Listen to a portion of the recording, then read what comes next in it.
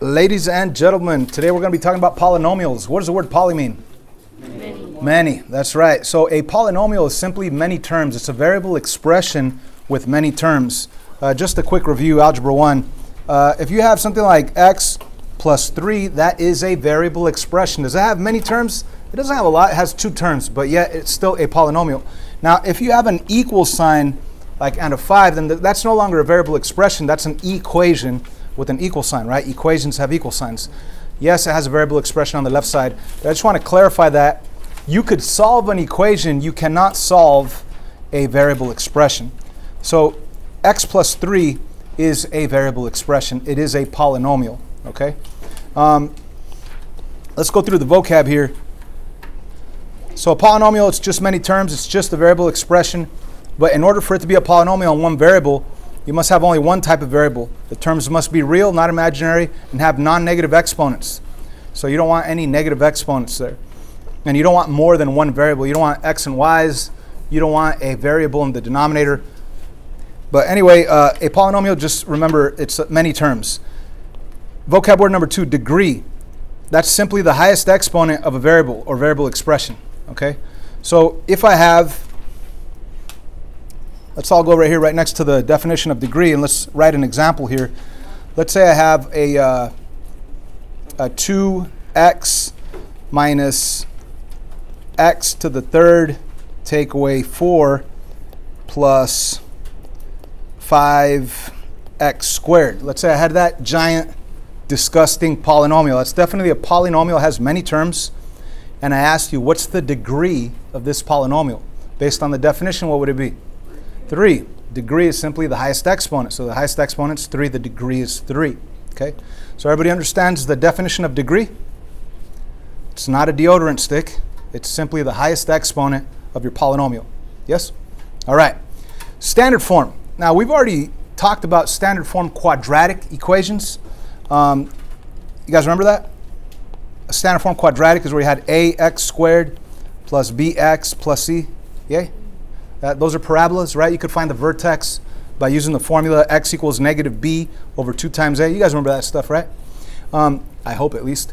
It's all over the final, by the way. It's called standard form because it's organized with your variable terms from highest exponent down to smallest. So you have the power of 2, the power of 1, and then just a constant, just a number with no variable. That's why we called it standard form quadratic trinomial, right? The word standard form on any polynomial, it's the same thing. It's just having it organized from highest exponent down to smallest with a constant at the very end, okay? So a polynomial written in order from largest exponent to smallest. So do we understand that definition of standard form? Highest exponent down to smallest. So that example that we did up here, is that in standard form? No. Definitely not. So this could be it will be a question on the final exam. It will be a question on the next quiz that we take. Rewrite that polynomial that has the degree 3. Rewrite that in standard form. So what would it be if you rewrite it in standard form? Yep. Plus 5x squared. Uh-huh. Plus 2x. Uh-huh. Minus 4. -4. All right, we got it. Now it's in standard form. Does everybody understand standard form? Easy peasy, right? It's like free points right there on a quiz or test. Anyway, that's what we mean by standard form. Highest exponent down to smallest with the constant at the very end. Okay. What does the word leading coefficient mean? Well, first of all, the word leading, if somebody's leading a race, there's a race. What is it? The first place, right? The guy that's out in the front of the race. If somebody's leading a parade, that's the guy that's out in front of the parade, right? Leading is the guy that's out in front. Okay? So if we're talking about leading coefficient, well, we should already know what a coefficient is. A coefficient is simply the number that's in front of your variable, right? But the leading coefficient is the number that's way out in front of a polynomial that's in order in standard form from highest exponent down to smallest, okay? So again, a leading coefficient is simply the coefficient, the number of the first term of a polynomial that's in order in standard form from highest exponent down to smallest. So a question that you could get on the quiz or test is, let's pretend that I didn't write it in standard form. Let's pretend I gave you this one. And then I said, what's the leading coefficient here? A lot of people are going to say 2, and that's going to be incorrect. What's the leading coefficient? -1. -1. because it's not in order. You have to put it in order first, and then once it's in order, then you could say the number that's out in front of the x that has the highest power. So this is a -1. That's your leading coefficient. A lot of people are going to say leading coefficient's 2. That's wrong. You have to put it in order first to see who's leading, and that would be a -1 out here. So do we understand leading coefficient? Yes. You can't know who's leading unless it's in order, all right? Moving on, number 5, the constant term. We've been referring to constant all throughout the semester. If somebody's constantly bugging you, what does that mean? That they're doing it every day. They don't change. Numbers don't change. The number +5 will always be +5. The number -3 is always going to be a -3, right? What does cause change? What caused something to vary? A variable, right? A variable, right? So if you had 5x, that's not constant, because if x is 2, then that would be 10. If x is 3, that would be 15, right? That's not a constant. You just need a number at the very end, like a -3. That's your constant, okay? So let me ask you this. Going back to this red one, again, let's pretend that this guy is not here. You can't see it. What would the constant term be on this one? -4. Of course, you need to think of it in order first. And once it's in order, that number that's at the end that does not have a variable, that's going to be the number that never changes. That's what we call the constant. Any questions so far? No? It's all vocabulary, all simple. Okay? So, with that said, we're going to have different polynomials. I'm going to be asking you to rewrite it in standard form. And then I'll be asking you for a leading coefficient. I'll be asking you for the degree, for the constant, all these different terms. So I could tell you to rewrite this power of this degree 3 polynomial in standard form, and this would be your answer. And then I could ask you further things like, what's the leading coefficient? That's -1. What's the constant? It's -4. I could even ask you this. What's the coefficient of x? Simply +2. The coefficient of x, it's the number that's in front of x. What's the coefficient of x squared? That would be 5, right? Leading coefficient would be the number that's out in front when it's in order, the one that's leading. All right. There's more to it, though. We're actually going to give polynomials a first name and a last name. So what I would like you to do right now is to box this in right here. And let's all put first name right above that. We all have first and last names. Some of us have middle names. Polynomials also have first and last names. The first name is going to be based on the degree. Okay, what is degree again? It's a vocab word. What is it? Highest exponent. The highest exponent, right? You got to look for that highest exponent. So let's say you had a degree of 3. Well, your first name would be cubic. Let's say you had no power. Let's say it was just x plus 5. Well, your degree would be 1.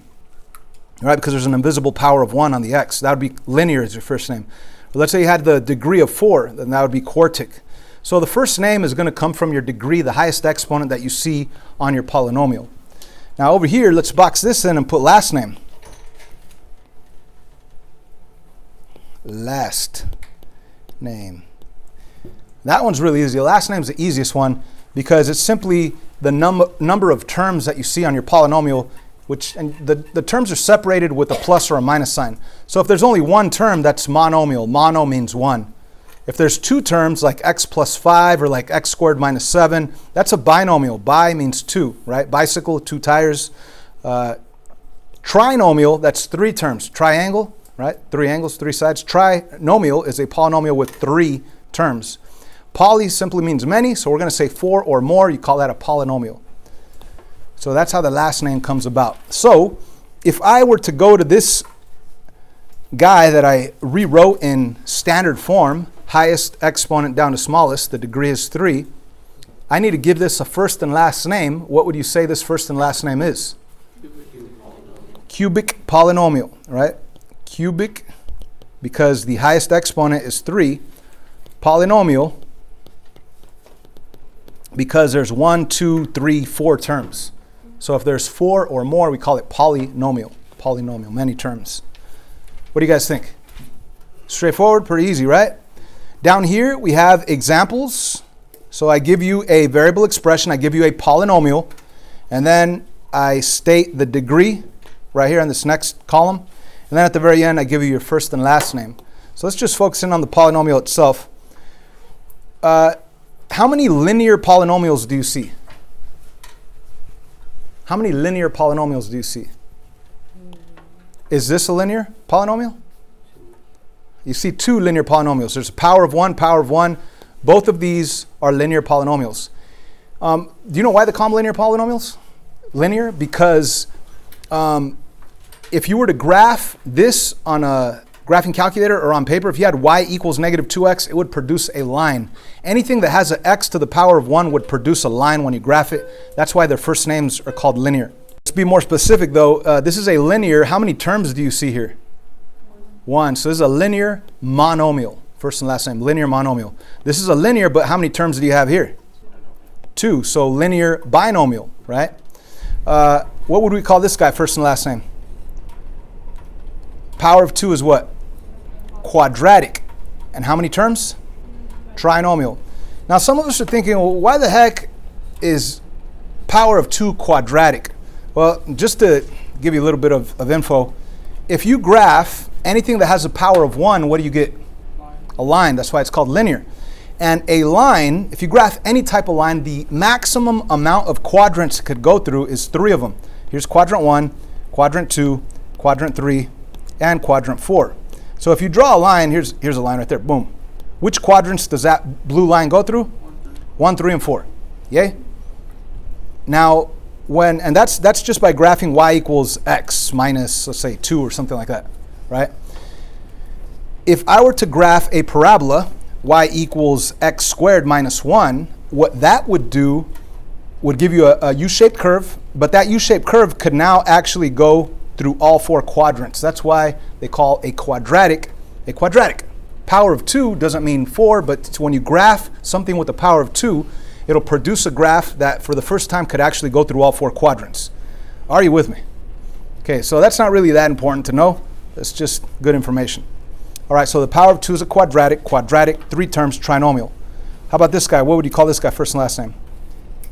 Cubic, power 3. How many terms? 2, binomial. So cubic binomial. This last one? Quartic, polynomial. Quartic, that makes sense. Quart comes from 4. Cubic, if you say anything cubed, 2 cubed, that's really 2 to the 3rd power. So 3rd power is the word cube. So everything actually makes total sense. What if I just gave you that instead? What if it were just these 3 terms? What would you call this now? Cubic trinomial. Perfect. What would your leading coefficient of this cubic trinomial be? -7. What's your degree? 3. What's your constant? 1. If I asked you for the coefficient of x, what would you say? -5. Cool. I think we're getting comfortable with the vocab. But of course, that was a quartic polynomial to start with. All right, so let's flip these notes over. And we do have, this was supposed to be broken up into 2 days, but since we're limited on time, I'm going to put a little bit more into today's lesson. So right now, what I would like you to do is to just do this exercise, right? Do this problem right now with a partner. You have f of x. F of x, remember, is just the name of this function. Sometimes we have f of x, sometimes we have p of x, q of x, r of x, right? It's just the name of this function. And what they want you to do is 4 things using f of x. They want you to state the leading coefficient, state the degree, state the constant, and then at the very end, classify your f of x function, give it a first and last name based on the notes. Not that we did yesterday, but that we did a couple of minutes ago. Go for it. So a lot of people look at this problem and they say, oh, the leading coefficient is -3. It's not -3. What's the correct leading coefficient? 2. See, in order for you to see who's leading, it has to be in order from highest exponent in standard form. So I guess the best thing to do is to first rewrite f of x in the correct order that it should be in. So let's say f of x is really positive 2x to the 3rd minus 3x squared minus 1. Okay? And now it's very crystal clear that the leading coefficient is this number out in the front, which is 2. All right, what's the degree? Piece of cake. The degree is 3. Okay. What's the constant? -1. Easy. Now classify it first and last name. First name is based on the degree, which is 3, so cubic. Cubic, what's the last name? Trinomial. Piece of cake. So that's a huge part of the lesson, vocab, right? If you don't practice, if you don't use the vocab, you're going to lose the vocab. So please use it when you refer to, when instead of saying, hey, Salgado, look at that polynomial, you could say, look at that cubic trinomial, right? Or if you just had, let's say you just had that right there, you would refer to that as what? Quadratic binomial. There you go. So use the vocab or else you're going to lose the vocab. All right, moving on. This is entertaining right here. This is the extra part that I'm throwing into today. I hope it's not too much. Before even doing this, how about this? I want to go over here to a blank piece of paper. Let me call a function g of x, and let's make up a quadratic, what do you want? Trinomial or binomial? Binomial, quadratic binomial? Okay, somebody give me a quadratic binomial. X squared plus 1. Okay, piece of cake. Now, what if I told you find g of 2? What the heck does that mean? That means plug in 2 in place of x and work it out, right? So this is function notation. This is just the name of this function. When I say g of 2, that's a quicker way of me saying go to your g of x function, replace all of your x's with the value of 2. That's a pretty long sentence for me to write down as instructions. So this is the function notation that says exactly that. Go to your g of x function, plug in 2 into your g of x function. Cool? Now, let's actually do that. So how do we do that? You take your x's, and there might be more than one x, right? Polynomials might have 2, 3 different x's. Replace those x's with parentheses, whatever it is, then plug in that value of 2. So 2 squared is 4, 4 plus 1 is 5. So g of 2 really equals 5, if I asked you for g of 2. So this is obviously not on your notes right there. I just wanted to review this. We've already done this before. What if I didn't have g of 2? What if I had g of 2x? Let me do this, yeah. G of 2x. Then what? Then you're not plugging in just the number 2. You're actually plugging in the linear monomial 2x. Okay, so you're going to do the same exact thing, parentheses squared plus 1, and you're going to be plugging in what? 2x. So let's do this math. If it's a monomial, you could distribute and put the square on the 2 and put the square on the x. Or you could just say 2x times 2x is 4x squared. And then you bring down the plus 1. And is there anything else to do here? No. So that's your answer.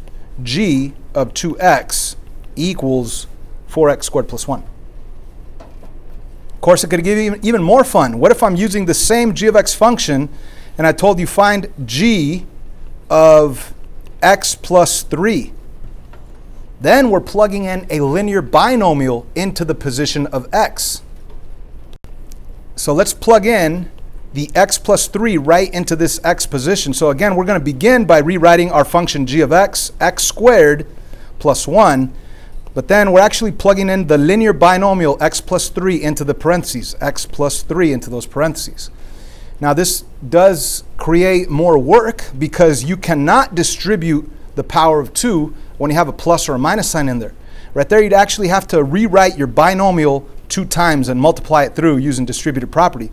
So you really have an x plus 3 times x plus 3, and then you'd have to distribute x times x is x squared, x times 3 is 3x, 3 times x is another 3x, and 3 times 3 is 9. So when you combine like terms right there, you'd have x squared plus 6x plus 9, but don't forget about the plus 1 that you had over here. You need to bring that down and put a plus 1 right there. So your final answer would be x squared plus 6x plus 10. What do you think of that? Some of us are falling asleep. Wake up, or else you're going to miss it.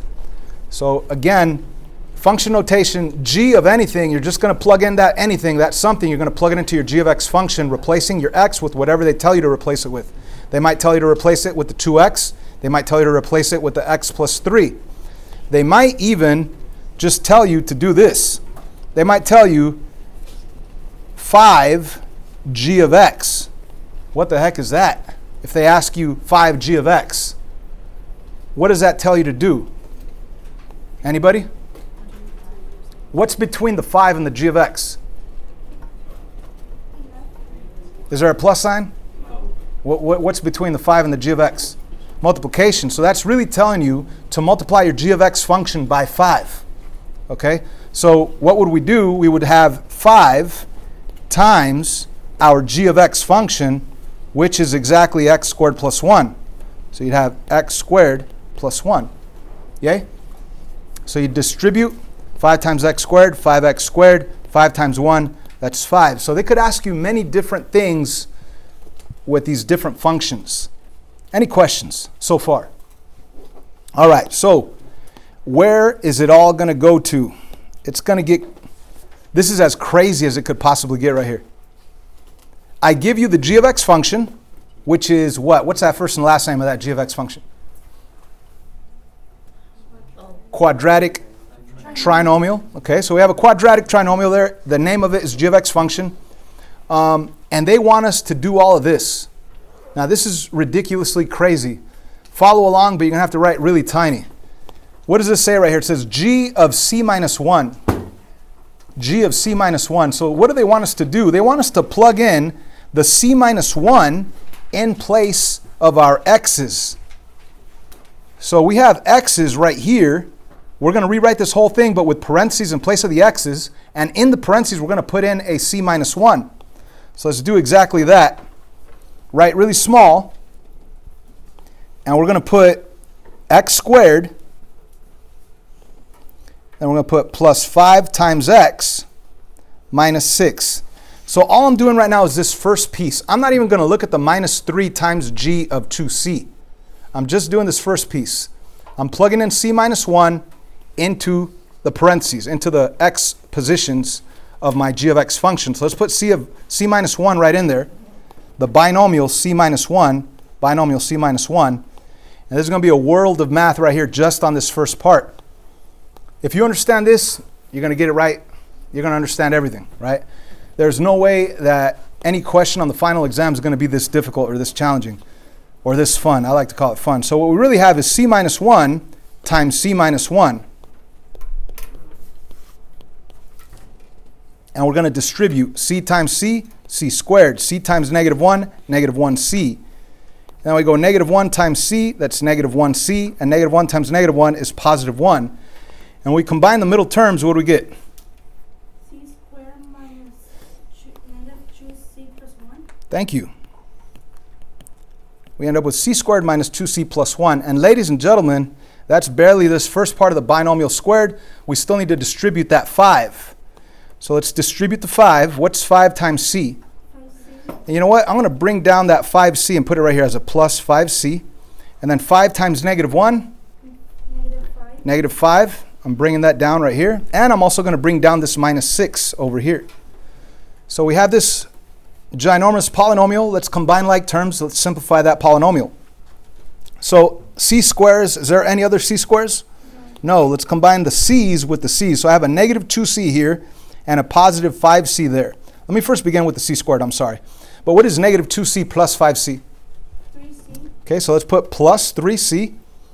And then now let's deal with the numbers. We have a 1, we have a minus 5, and we have a minus 6. What do we get? Negative 10. Negative 10, that's right. So we really have a negative 10 at the very end. Maybe I should do this in the same color, minus 10. So this whole first part of doing g of c minus 1, just this part right here gave us this answer, right? We still need to deal with negative 3 times this junk right here, right? So let's first do g of 2c and get a huge polynomial answer, and then distribute the minus 3 into each and every term. Okay, so let's go and do g of 2c. So what is g of 2c? We're going to go to the g of x function,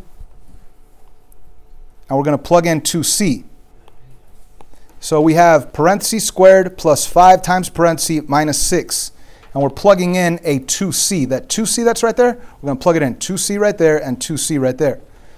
So when I do 2c squared, that's really a 4c squared. Or I should have said 2c to the second power really gives you a 4c squared. And then 5 times 2c, that's 10c.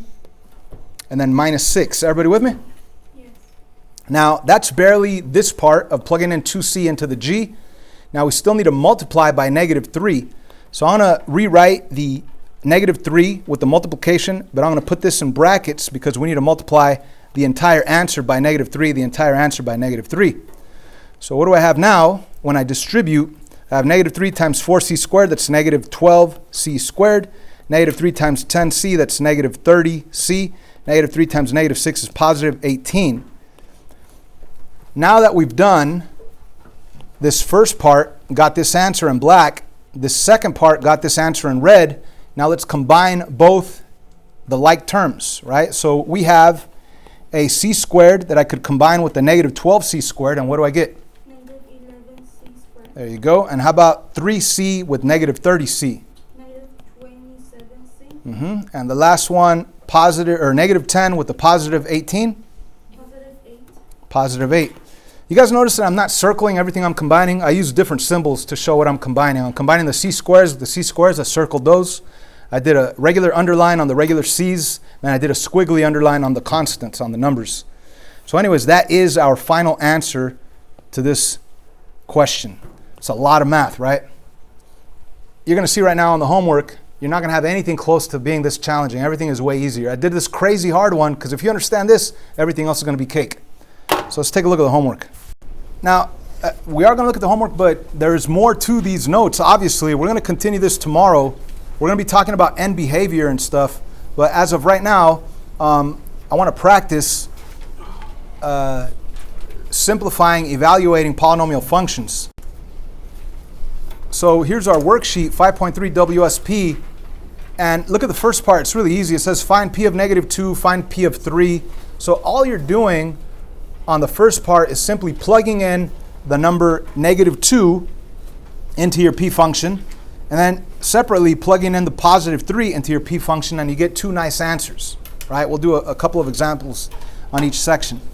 Now the second part is more fun. Why do I say more fun? Because first of all, I give you two different functions, a p of x function and an r of x function, and then they tell you to plug in variable expressions. Look, right here on number 11, they want you to plug in a linear monomial. On number 12, they want you to plug in a quadratic monomial.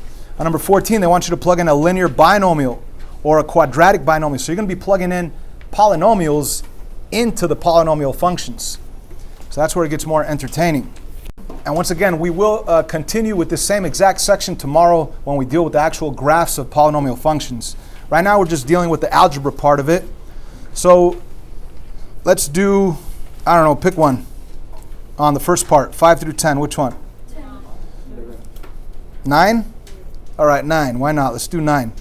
So they want us to plug in negative 2 into the p function, and then after that, plug in 3 into the p function.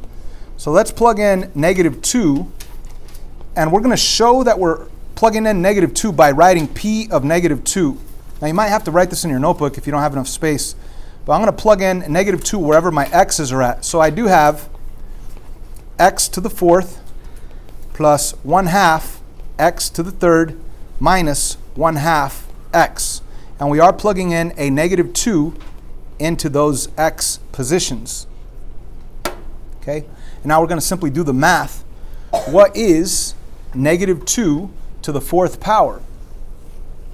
What's negative 2 times negative 2? It's 4. Times negative 2, it's negative 8. Times negative 2 is positive 16. So far we have a positive 16 out here in the front. Now the second part is a little more interesting. You're going to do exponents first before multiplying by that fraction of 1/2. So exponents first. What's negative 2 times negative 2 times negative 2? Negative 8, right? Negative 2 times negative 2 times negative 2 is negative 8. And we are going to multiply that negative 8 by the 1/2 that's out here in the front. So what's 1/2 of negative 8? Negative 4. Everybody with me? Okay, now let's do the same for this next one. Well, there is no exponent, but what if I did multiply a negative half times a negative 2? What's a negative times a negative? Positive. And what's 1/2 of 2? 1. So I really have a plus 1 when I do this math right here. So what I really have is 16 minus 4 plus 1. What's 16 minus 4? 12. What's 12 plus 1? 13. So the way I would state my answer if it were like a quiz or something, I would write P of negative 2, that is, we said 14, right? No, 13. 13, I'm sorry. So that's your answer for negative 2. They also want us to plug in what? 3, right? So if we did that, should we do that, or do you guys got it? You guys got it. Okay. Let's go to something more interesting, more challenging. By the way, the answers are on the back of your worksheet, so you guys should be able to get that. And we're not doing all of them. We're only doing questions 6, 7, 8. What is that? No, I'm sorry. We're doing 7 through 9, not even 6. So on the second part, it's pretty easy to do, but you're plugging in variable expressions instead of numbers. So pick one, 11 through 16. 12. 13? All right, 13's, that one's interesting. This one's really actually challenging. What are you going to do first? Anybody? You're going to plug in what where? Plug in the 2a into what function? Into the r function. And then after you plug in 2a into the r function, whatever polynomial answer that you get, you're going to distribute the negative 5 into each and every term of that polynomial answer. Are you with me? So let's go and plug in 2a into the r function. And here's the r function, 2x squared minus 5x plus 1. 2x squared minus 5x plus 1. 2x squared minus 5x plus 1. And we are plugging in the 2a in place of the x. Again, let's not forget about the negative 5 that's out here in the front. Let's first get an answer, a polynomial answer here. So we're going to do exponents first. So when I go 2a times 2a, I will get 4a squared. But then I need to multiply it by 2. So I will get 8a squared as the first part of my answer. And then the second part, minus 5 times 2a, that's a minus 10a. And then we bring down the plus 1, and that's our quadratic trinomial answer so far. But I still need to multiply it by negative 5 out here in the front. So I'm going to put parentheses or brackets, whatever you want. But I'm going to put that minus 5 out in the front. I'm going to distribute minus 5 times 8a, it's negative 40a squared. Negative 5 times negative 10a, that's positive 50a. Then negative 5 times 1 is negative 5. If you check the backside of this worksheet, that should be your answer to that problem of negative 5 times r of 2 of a. Negative 5 times r of 2 of a. So all of this is done the same. Of course, when you have a binomial, that even gets more interesting, because if you have a binomial and you square it, like right here it was a monomial where we squared it, that's easy. 2a times 2a is 4a squared. But if you had like a binomial like a plus 2, you'd actually have to write it 2 times and distribute and combine like terms, getting a quadratic trinomial, and then you'd have to distribute your 2. I don't know, this video is already ridiculously long. Would anybody like to see any of those with the binomial? We have 14, 15, or 16. Which one would you like to see? 16. 16, all right. So what is my p function? My p function is 3x squared minus 4. Okay, so how do you read this? It says 5 times p of x plus 2. So could somebody read me the p function again? I don't want to scroll over there. 3x squared, so 3x squared minus 4, that's it? Okay, so what am I plugging in to the p function? I'm plugging in the binomial x plus 2. Now keep in mind, guys, I still need to multiply whatever I get as a final polynomial answer. I still need to multiply it by that 5 that's out in the front.